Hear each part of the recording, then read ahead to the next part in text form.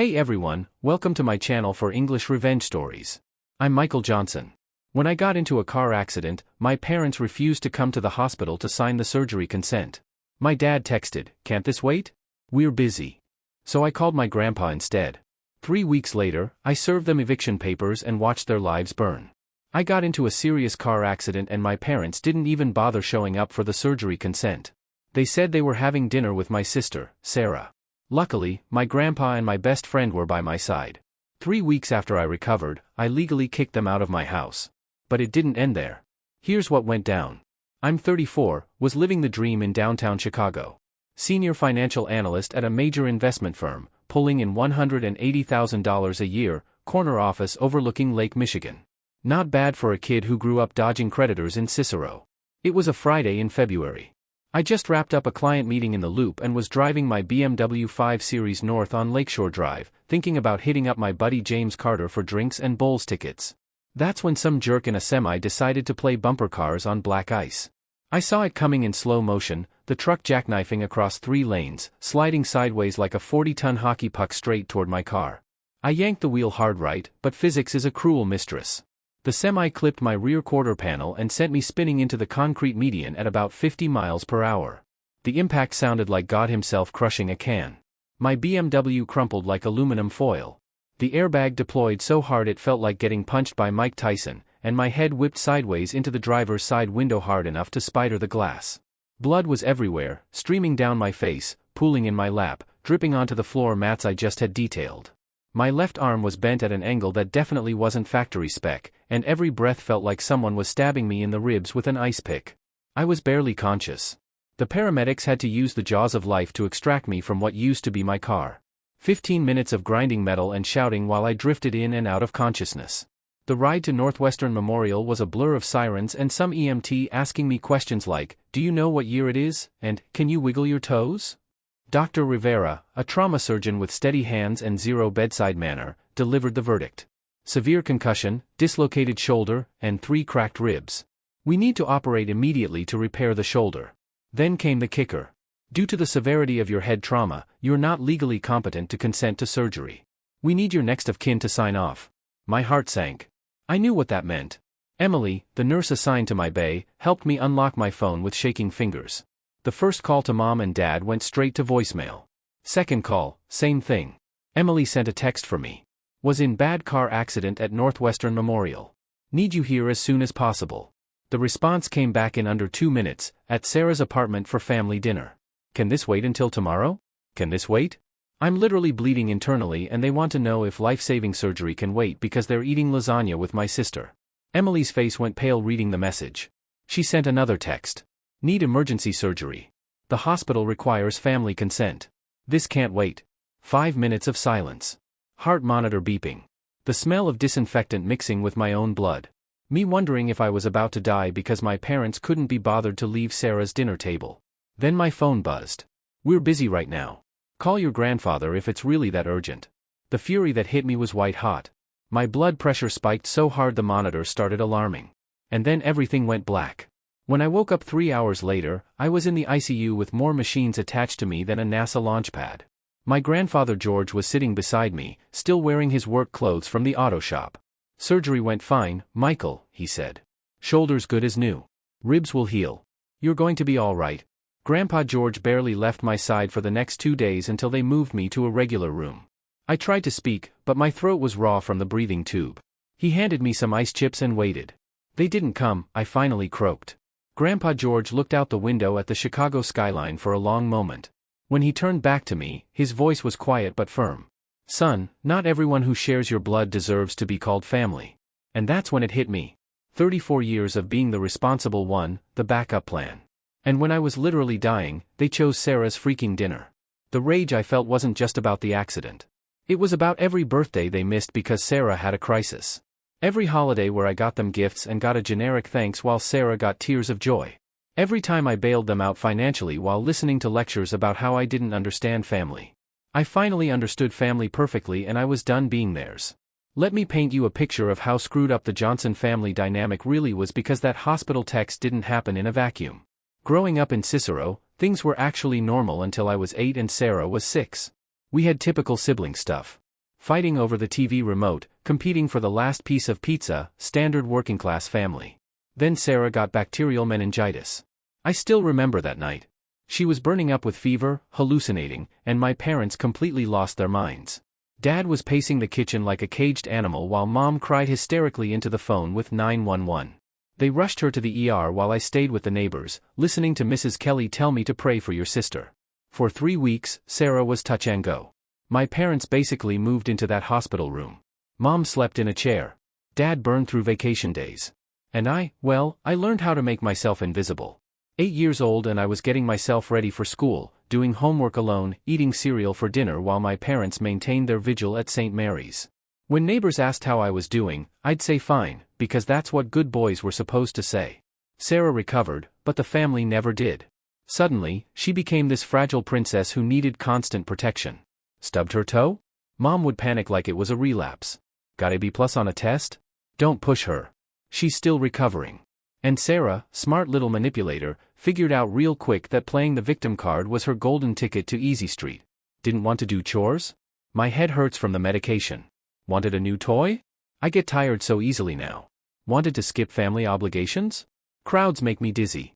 Meanwhile, I'm pulling straight A's, doing chores without being asked, never complaining about anything because, God forbid, I add stress to their lives while they're still dealing with Sarah's recovery.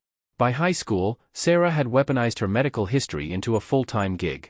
She'd roll her eyes and sigh dramatically whenever asked to do literally anything, then look at Mom with these big doe eyes and say, "I'm just so tired today." Mom would immediately jump in with, "Of course, honey, you rest." I once suggested Sarah help with yard work since she was 16 and perfectly healthy. The look she gave me could have curdled milk. Some of us, she said with that snippy tone, have actual health issues to deal with. Not everyone can be naturally lucky like you. Dad immediately backed her up. Michael, you know better than to push your sister. She's been through enough. That became the family motto. Sarah's been through enough. Enough to excuse her from every responsibility, every expectation, every basic requirement of being a functioning human being. The really twisted part? I started wishing I'd been the one who got sick. At least then maybe they'd care about me the way they obsessed over her. By college, the roles were set in concrete. Sarah was the precious flower who needed constant protection. I was the reliable workhorse who didn't need basic human consideration. The pattern was so ingrained that even when I was bleeding out in a hospital bed, they still prioritized her dinner plans over my life-threatening injuries. Some wishes really do come true. I just wish I'd learned 26 years earlier that their love was never worth earning. 2008 hit the Johnson family like a freight train carrying financial ruin. Dad's small trucking company went belly up during the recession. Not just struggling, but completely obliterated. $800,000 in debt. Creditors calling every hour. Foreclosure notice taped to our front door like a scarlet letter. I'll never forget walking into the kitchen and seeing Dad sitting at the table with his head in his hands, crying like a broken man. The foreclosure papers were spread out in front of him and Mom was rubbing his shoulders while tears streamed down her face. "We're going to lose everything," he sobbed. "I failed you all." At 18, looking at my family's financial destruction, I made a decision that would define the next decade of my life. I'd be the one to fix it. I landed a full scholarship to University of Illinois Chicago and immediately picked up 3 jobs. Starbucks at 5 a.m., campus library until 3 p.m., tutoring rich North Shore kids on weekends, 45 hours a week while maintaining a 3.9 GPA because failure meant my family would be living in their car. And Sarah, she enrolled at a community college and continued her career as a professional victim. Meanwhile, I'm grinding myself into dust, working 3 jobs, and going to school full-time, sending home $800 a month to keep the lights on. When relatives asked why Sarah wasn't working, Mom would get defensive. She's focusing on her education. Not everyone can handle as much as Michael. 4 years later, I graduated summa cum laude with a finance degree and landed a position at J.P. Morgan Chase for $95,000. Most of my classmates were celebrating. I was too busy calculating how to keep my family afloat. By 26, I'd saved enough to buy a condo in River North. Nice place, great view of the lake. Finally, something that was mine. Didn't even tell the family about it because I knew what would happen. Sure enough, that Thanksgiving, Mom cornered me in the kitchen with red-rimmed eyes and trembling hands. "Michael," she said, "we can't keep renting this place in Cicero. The neighborhood's getting rough and your father's truck got broken into twice last month. We need somewhere safe." The guilt trip was masterful. So, what did responsible, dependable Michael do? Dropped $400,000 of my savings on a house in Mount Prospect, 4 bedrooms, 2-car garage, nice suburban neighborhood where the biggest crime was someone not picking up their dog poop. Handed over the keys on Christmas morning, and got a tearful hug from Mom. "You're such a good son," she sobbed. "The best son any mother could ask for." That warm feeling lasted exactly 6 weeks. Then came the follow-up call. "Michael, this house is really nice, but it feels empty with just your father and me rattling around. Could you maybe look into getting something bigger so Sarah can move in with us? She's having trouble with her roommate situation." Sarah was 25, had a job at a marketing firm, perfectly capable of handling her own living arrangements, but apparently adulting was too stressful for someone with her delicate constitution. "She can find her own place," I said. "She's got a job and everything." Mom's voice immediately shifted to that martyred tone. "Michael, when did you become so cold? Sarah makes half what you do and she's still not at full strength. Family helps family, right? Like when I was bleeding out in a hospital and my family chose dinner over emergency surgery. But I wasn't ready for that fight yet.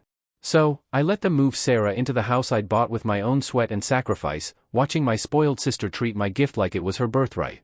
For the next 6 years, I played the role of family ATM while they played house in Mount Prospect. The financial damage was staggering. $400,000 for the house, $115,200 for groceries and utilities over 4 years, emergency car repairs, medical bills, Sarah's remaining college expenses, another $47,000. Grand total, $562,200. All handed over because I wanted to feel loved. I was the provider. They were a happy family. And everyone pretended that was normal until the day I ended up broken and bleeding, and their true priorities finally showed. Recovery from that crash was a nightmare. 6 weeks of physical therapy, months of dealing with insurance vultures, and psychological trauma that made me jump every time I heard squealing brakes. But 2 good things came out of that nightmare. I met Lauren and I rediscovered what real friendship looked like. James Carter had been my best friend since freshman year at UIC. Guy was built like a linebacker, but had the heart of a golden retriever and the mouth of a sailor.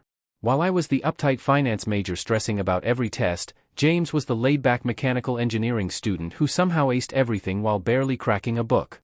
When I called him from the hospital, his response was classic James. "I'll be there in 20 minutes. Do you need anything? Snacks, magazines, a hitman for whoever did this to you? That's James for you." He showed up with a bag of my favorite beef jerky, the latest Sports Illustrated, and a thermos of coffee. Didn't ask what happened to my parents. Didn't lecture me about family. Just parked his butt in that uncomfortable hospital chair and kept me company. "You know what this reminds me of?" he said during one of my rants about family loyalty. "That time in college when you lent Brad your car and he brought it back with 3 dents and an empty gas tank. Remember what you did? I never lent him anything again." Exactly. James became my reality check during those weeks when every Johnson relative was calling to guilt-trip me about abandoning family.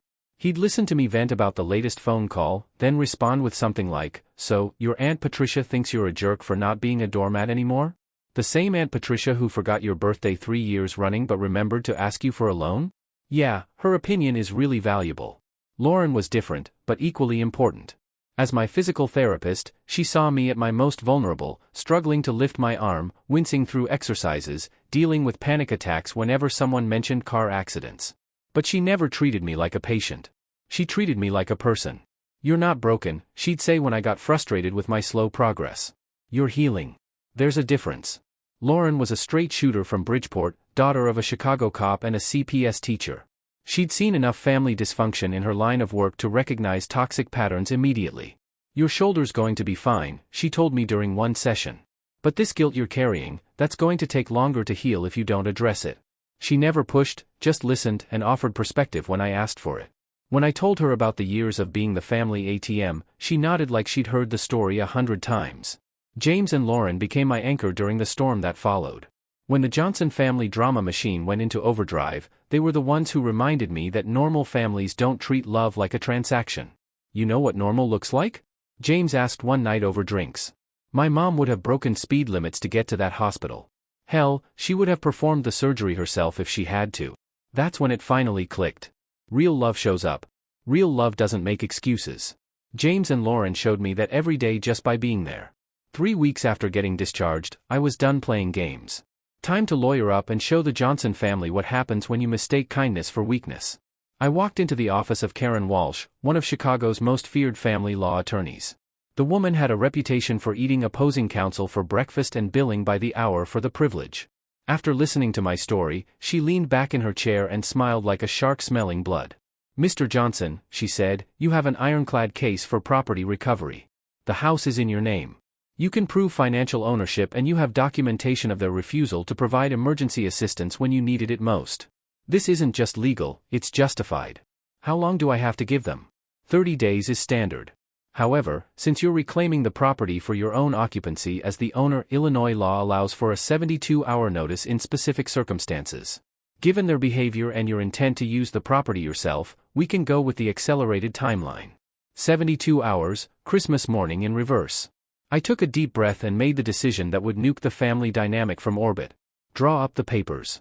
The eviction notice was delivered by a sheriff's deputy on a Tuesday morning. Clean, simple, devastating. Notice to quit.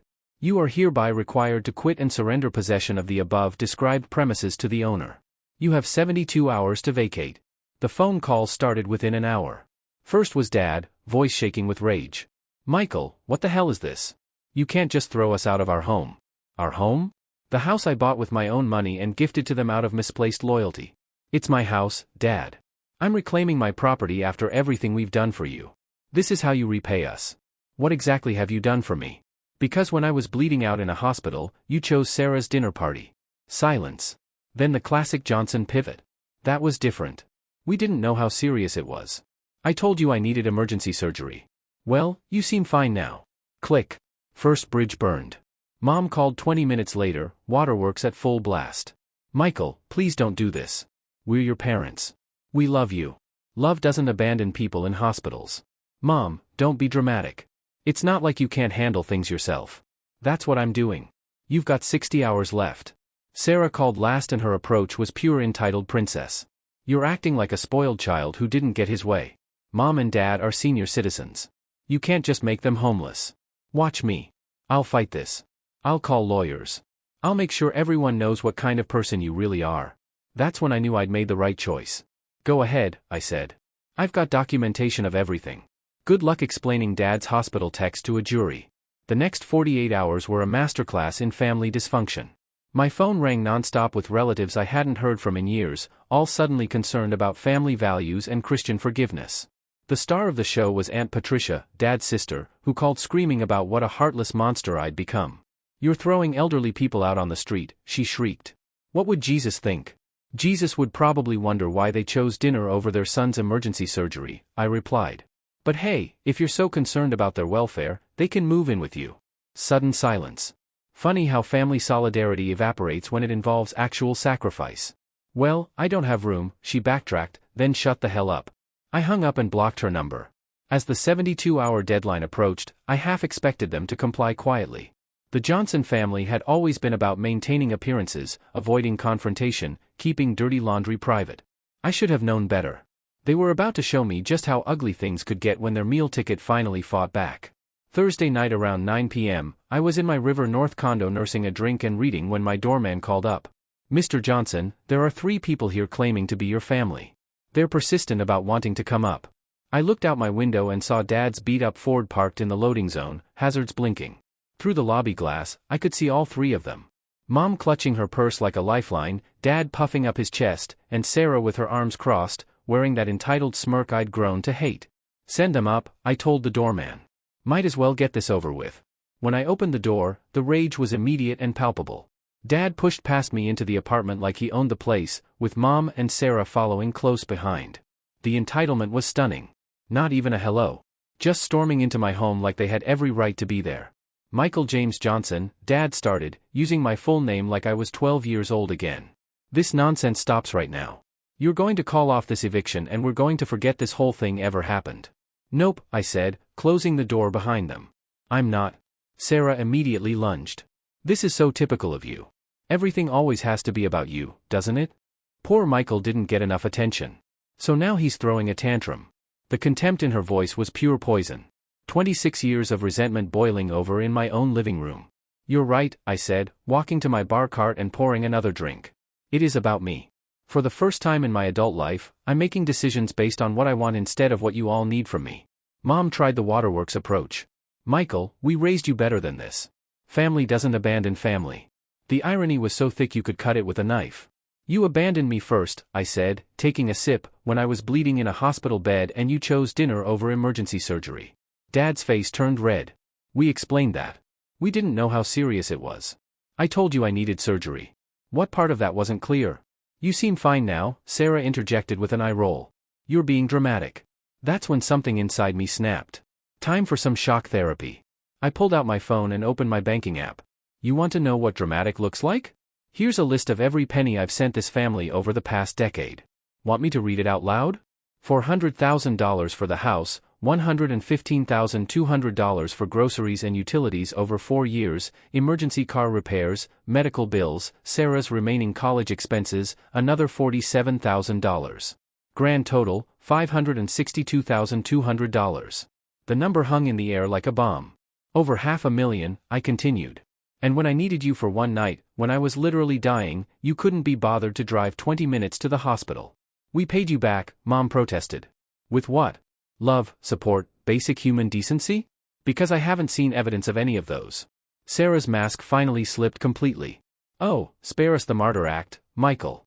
You gave us that money because you wanted to feel important. You wanted to be the big-shot brother who could solve everyone's problems. Don't act like you didn't get anything out of it. There it was. The truth they'd all been thinking but never had the balls to say. You're right, I said. I did want to feel important. I wanted to feel loved. I wanted to feel like family. Took me 34 years to realize that was never going to happen. Dad tried one last power play.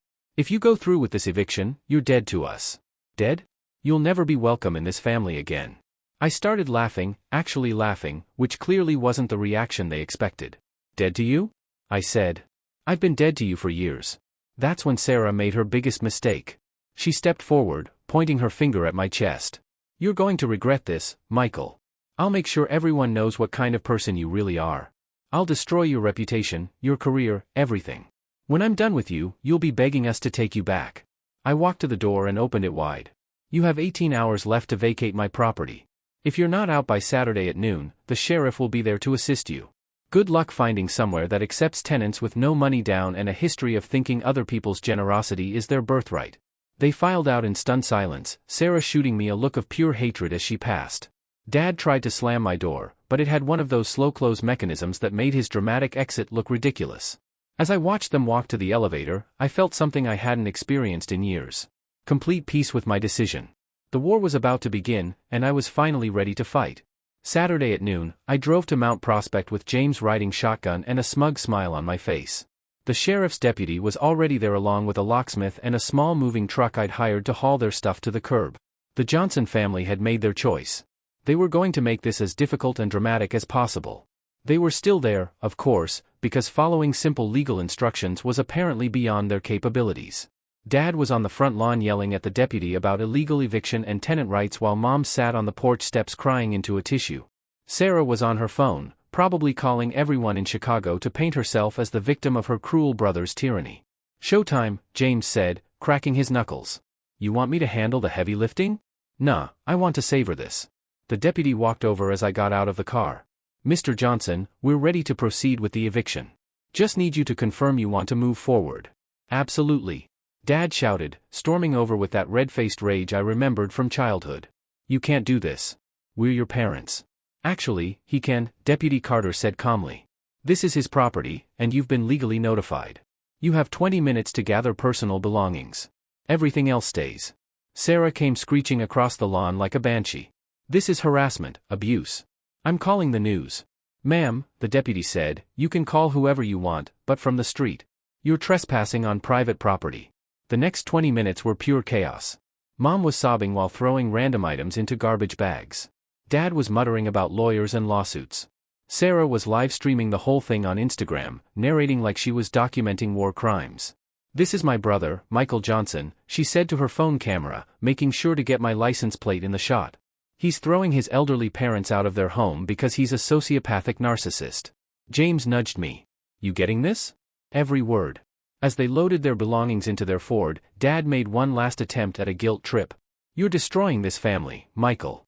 When we're living in some shelter because of you, I hope you can sleep at night. Dad, I said, you've got jobs. You've got credit. You've got Aunt Patricia who's so concerned about your welfare. Figure it out like every other adult. Sarah tried to take some of the furniture, the dining room set, the leather couch, the 65-inch TV, claiming they were family heirlooms. Ma'am, Deputy Carter said, everything in this house was purchased by Mr. Johnson and belongs to him. You can take personal clothing and items, nothing else. The look of absolute fury on her face was priceless. As they drove away, Sarah rolled down her window and screamed, I'm going to destroy you, Michael. Everyone's going to know what a monster you are. Looking forward to it, I called back. James was grinning. Dude, that was beautiful. She literally threatened to destroy your reputation in front of a cop and on video. I know. The best part is she thinks she's got some master plan to ruin me. Has no idea I've been documenting everything. The house was mine again.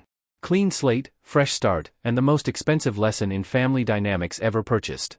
That night, I changed all the locks, set up a security system, and poured myself a drink. The next morning, I put the house on the rental market for $3,200 a month. It was rented within a week to a nice young couple who paid first and last month up front. No drama. Meanwhile, true to her word, Sarah launched her social media assault, Facebook posts about her abusive brother, Instagram stories about family trauma, TikTok videos crying about being homeless because of greed, the whole victim narrative playbook. She had no idea what was coming. 3 weeks later, Sarah went full nuclear. I was in my office reviewing quarterly reports when my assistant knocked on the door, face pale as a ghost. Mr. Johnson, you need to see this. There's a Facebook post about you that's going viral. The link led to a group called Chicago Family Drama, apparently where people air their dirty laundry for internet strangers. Sarah had posted a masterpiece of manipulation that would have made Stalin proud. For photos, Mom and Dad looking devastated while packing boxes. A shot of the moving truck in front of their house. Mom crying on the front steps like her world had ended. And my professional headshot from the company website because nothing says villain like a guy in a business suit. The caption was pure poison. This is Michael Johnson, a financial analyst in downtown Chicago. He just evicted his elderly parents from their home of 2 years, a house they've been living in while helping him through his recovery. When they couldn't drop everything to visit him in the hospital after a minor car accident, he decided to punish them by making them homeless. Money can't buy a conscience. Within 6 hours, it had 3,000 shares. The comments were a freaking bloodbath. What kind of monster does this to his own parents? Someone should find out where this psychopath works. Hope karma gets him good. My phone started buzzing with notifications, friend requests from strangers, messages calling me everything from a sociopath to a waste of oxygen. Someone had found my LinkedIn and was posting the screenshot there.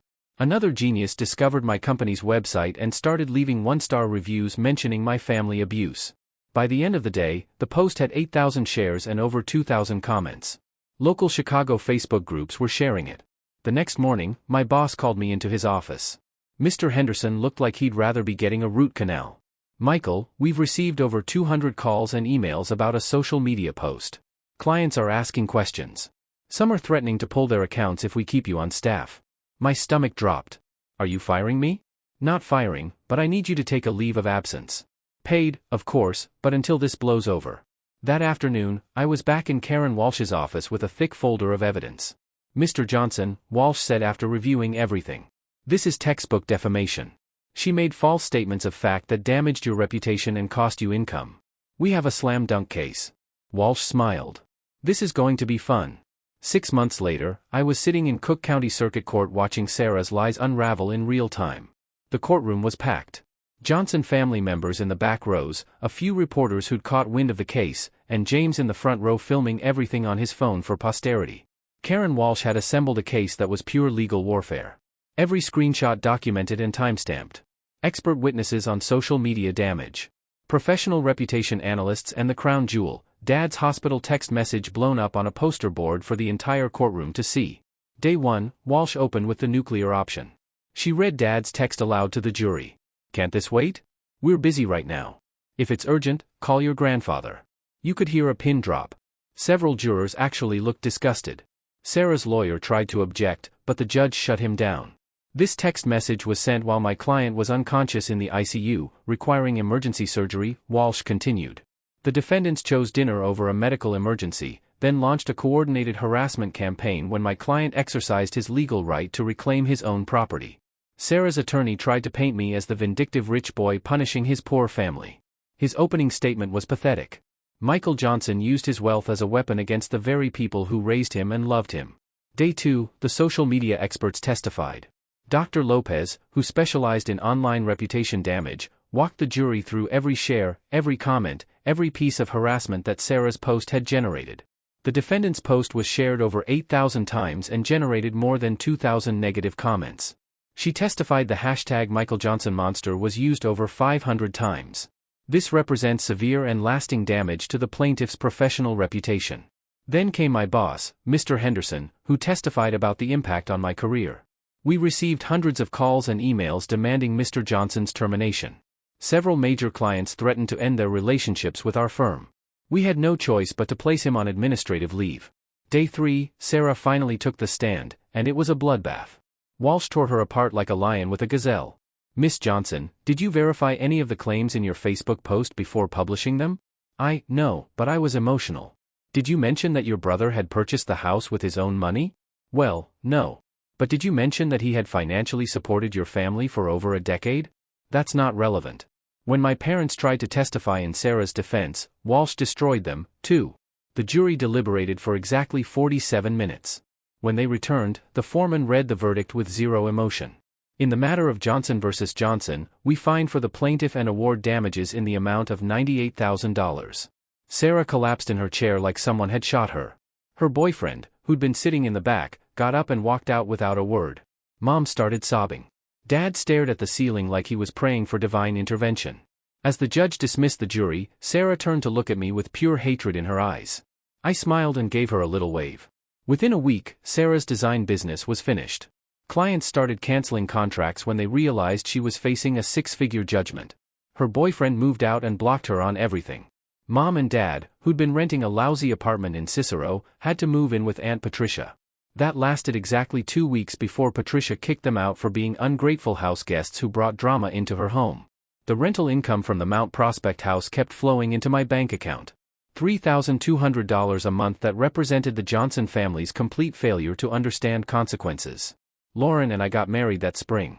Small ceremony, just the people who actually mattered. James was my best man and gave a speech about loyalty that made half the guests cry.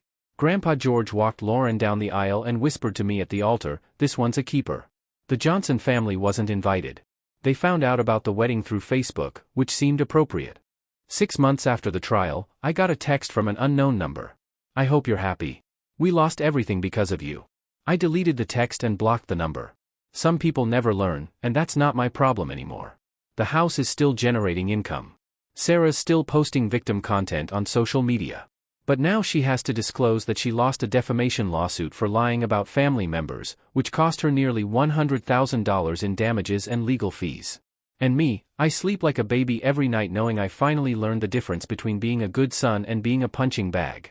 The rental income goes straight into my daughter's college fund. Now Lauren's pregnant, and we're already planning to teach our kids something the Johnson family never learned. Love isn't transactional. Loyalty isn't one-sided, and family doesn't abandon family. Sometimes the best revenge is just living well. But legal revenge with a six-figure payout, that's not bad either.